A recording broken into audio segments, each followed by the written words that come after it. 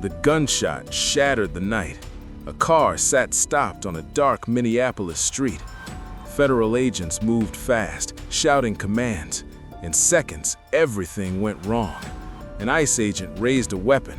A single shot rang out. Inside the car was a 37-year-old mother. She was hit. Blood spread. Sirens screamed.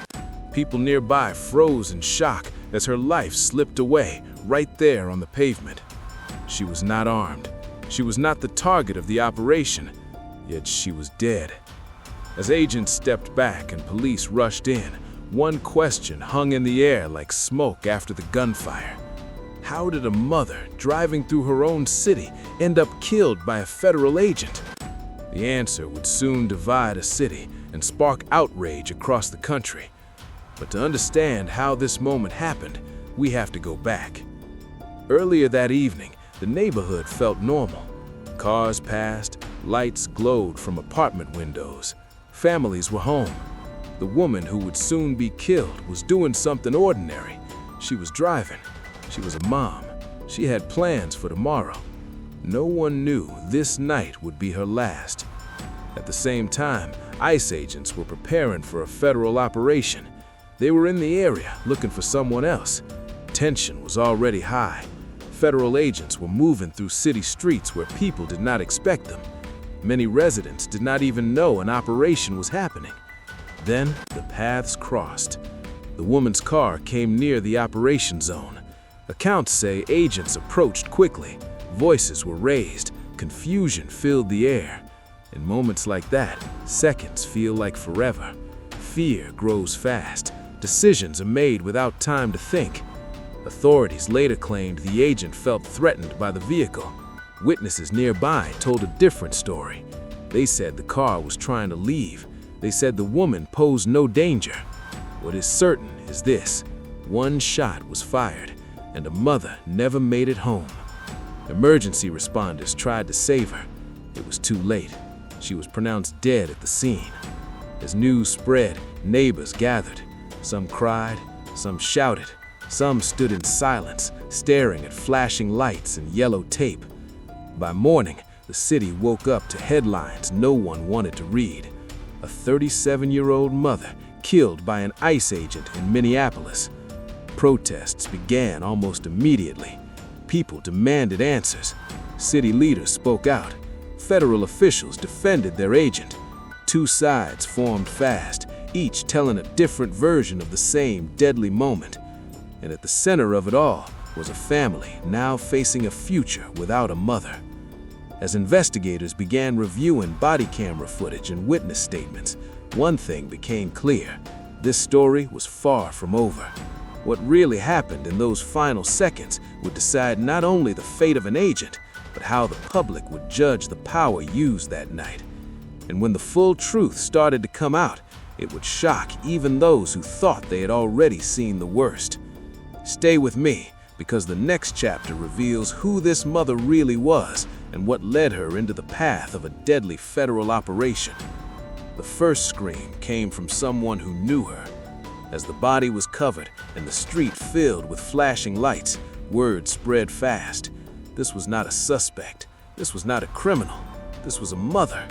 Friends arrived at the scene, pushing through the crowd, crying out her name. Some dropped to their knees. Others shouted at the agents, asking why she was shot. She was 37 years old, a mom, someone who loved writing and cared deeply about people around her. She had moved to Minneapolis to start fresh. She believed in kindness. She believed in being seen. And now she was gone. Her family learned the news the worst way possible. A late-night call, a broken voice on the other end. No details, just the truth that changes everything. Your daughter is dead. Your child's mother is gone. Come now. While the family rushed to the hospital, officials began telling their story. Federal authorities said the agent feared for his life. They said the car moved in a dangerous way. They said the shooting was justified. Those words hit hard in a city already carrying deep wounds from past police violence. But witnesses were speaking too. People who were nearby said the woman did not charge anyone. They said her car was trying to leave. They said agents rushed her, weapons drawn, creating panic. Videos started spreading online. Short clips, shaky hands, raised voices, the sound of chaos before the gunshot. By morning, Minneapolis was angry. City leaders demanded answers. Community groups called for the agents to leave. A candlelight vigil was planned at the spot where she died. Flowers appeared. Notes were taped to poles. One message stood out. She should still be alive. Her child was now asking questions no one could answer. When is mommy coming home? Why did this happen? The silence after those questions was heavier than any noise from the night before. As protests grew, the story reached the national stage. Some defended the agent, others called it an execution. The truth seemed buried under statements and press conferences. Every side claimed facts, every side blamed the other. Behind closed doors, investigators reviewed footage frame by frame. They slowed down the seconds before the shot. They studied body cameras. They listened to radio calls.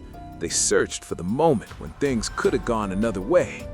And then, something troubling began to surface. Reports showed she was not part of the investigation. She was not being arrested. She was not warned clearly.